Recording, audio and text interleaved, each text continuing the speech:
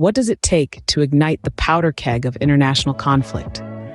Today, we delve into the recent events surrounding the Iranian missile and drone attack on Israel, tracing the timeline of events that led us to this point, while also daring to gaze into the uncertain future.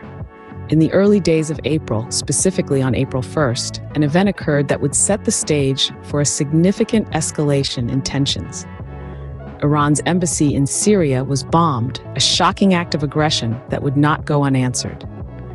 Iran, in retaliation, launched an astonishing 200 drones and missiles towards Israel.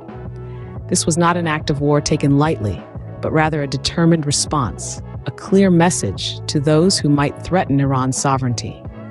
However, Israel was not unprepared for such an attack.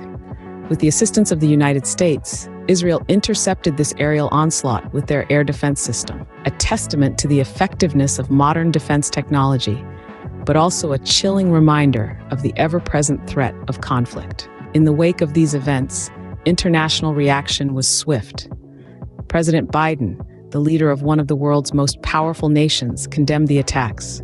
He convened the leaders of the G7, the group of 7 advanced economies, to discuss a diplomatic response.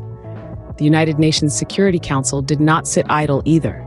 An emergency meeting was held, a clear indication of the gravity of the situation.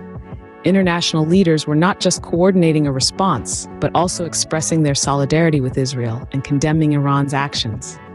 However, Iran was not deterred by these international reactions. They issued a warning against further reprisals, a sign that the situation was far from de-escalation.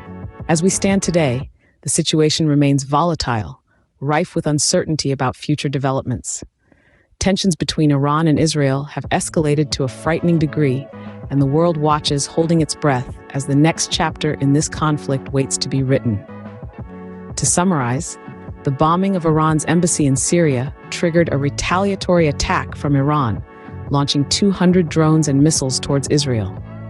The international community, led by President Biden and the G7, condemned the attacks and began coordinating a diplomatic response. Meanwhile, the UN Security Council held an emergency meeting to discuss the situation. Despite this, Iran remains defiant, warning against further reprisals. The future remains uncertain as tensions continue to mount between Iran and Israel.